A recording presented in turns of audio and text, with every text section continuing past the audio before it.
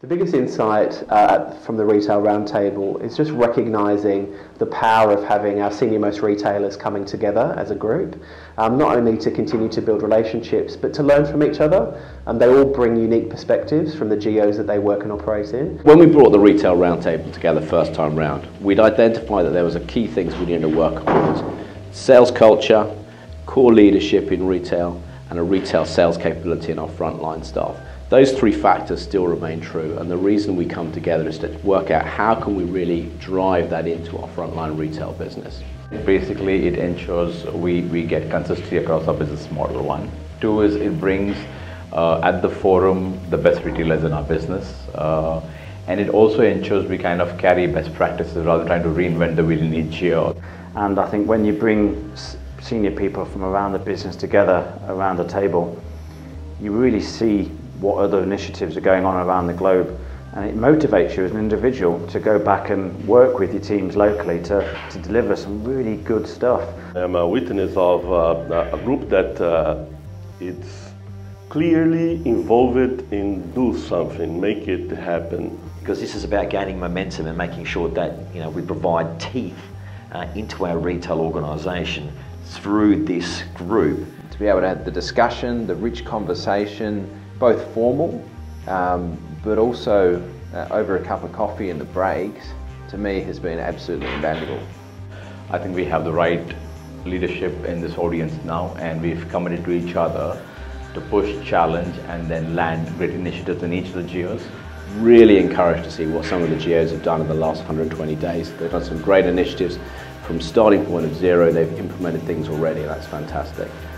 So I think the biggest impact that we made since Istanbul 120 days ago has got to be the UK Performance Passport.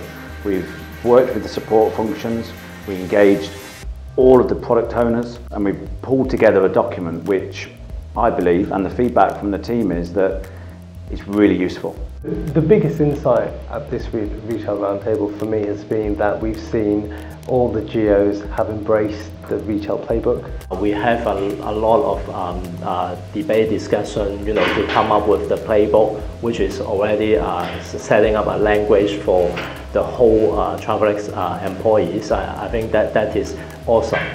Playbook is, there are a lot of, great ideas. The playbook has made my job so much easier. Playbook toolkit is very powerful, very, very powerful. And one of the things that came out of the first Retail Roundtable was the playbook, which I think was instrumental in creating that ongoing kind of conversation and dialogue with the business that was lacking for the last 12-14 months. So I think that's been a great win for us. Which is such an amazing business tool that helps the new and the experienced to bring the business together in the most productive way. I was really proud to host the event here in the UK, and when I found out it was going to be Manchester, I was confident that it was going to look really sharp. Peter O'Brien and the team there run a slick operation. It was good to see that some of the initiatives that we discussed at the last Retail Roundtable have been implemented. I think the store visits at Manchester were really great. A couple of reasons. I've seen a lot of engagement from the sales consultants, and few of them were really outstanding, who were definitely diamond performers in my view. Staff were really engaged and they really knew what they were doing, and it was very much evident from the level of engagement what we saw. And we can really see that having the right people in the right place makes a fantastic engagement with regards to the customer and also the performance of the stores. Yeah, and the people are working in the store is more like they're so positive, and they know the store so much. We saw some really great people. We definitely saw some ways that we can improve, but there were some real standout energies and attitudes and personalities that made it a really good visit. But T2 with streetcars particularly stood out for me. Ash, the team captain, the passion from him was unbelievable. I think it was really good to see him so passionate about RPM. A very enthusiastic team, very sympathetic people, to be honest. And I think, as we all know as retailers, these are the guys at the front line who drive our business. So thumbs up for Manchester.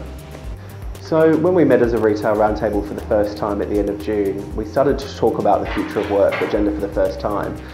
What does that really mean for retail? It was about thinking differently about the future, what skills and capabilities we need, what incentives we might need in the future to drive high performance, and a number of other operating model enablers.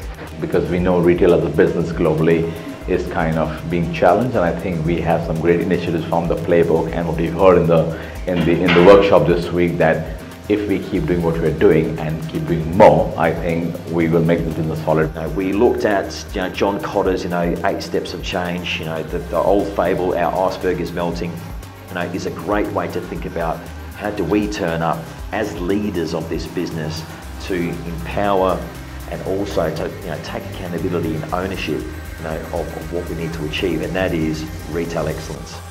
We can't take the principles of the old Blockbuster or the what's happened with Sony. If we take those principles and we sit on our laurels, we're in a dangerous position. And that iceberg tells you exactly what we need to do in the 8 steps. We're in a really competitive space, which is just getting more and more competitive. Even though we have all this exclusivity in these airports, there's so many people just biting at our heels, and we're really in a market where our biggest differentiation is service and how we treat our customers and the experience they have. So I think there's loads that we can take away from that, and I think we all need to be ready to accept that change and just get stuck in and embrace it.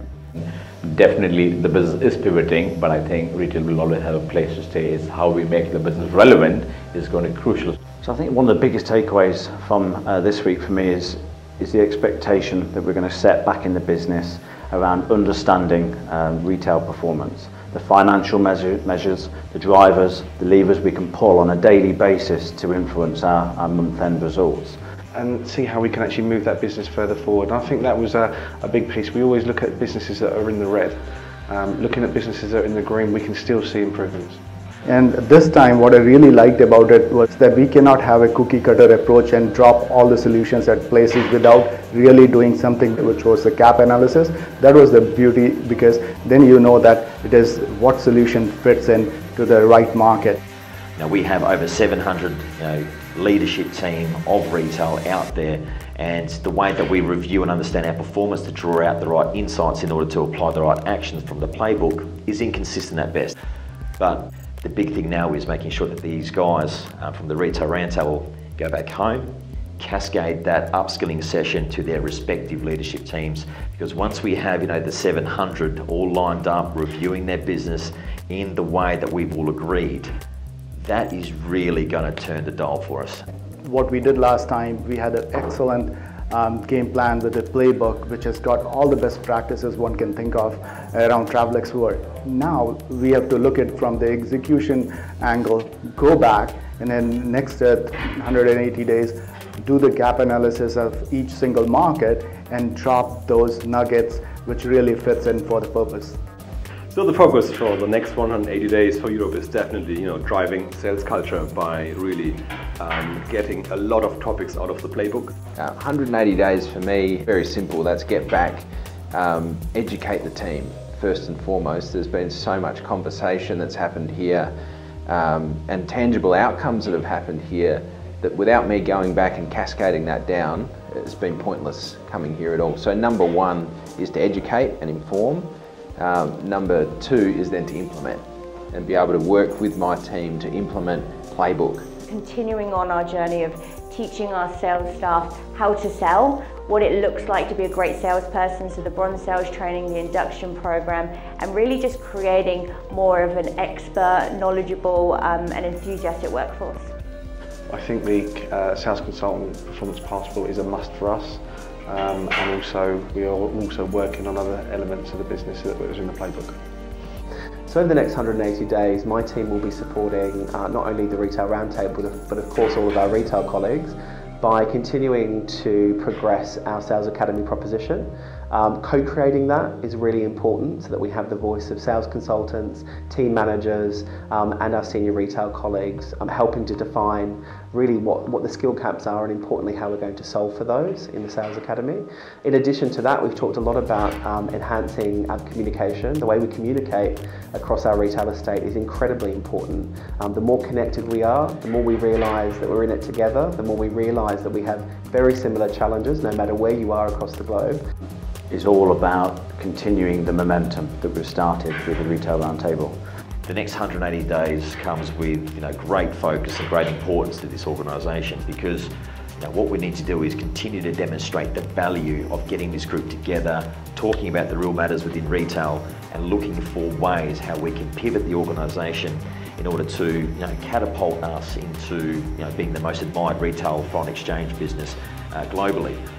The other side of this is that they learn from each other, and it's great to see them writing down notes as one geo explains something great that they've done that another geo can then take home with them, and I think we'll see some great results over the next 180 days.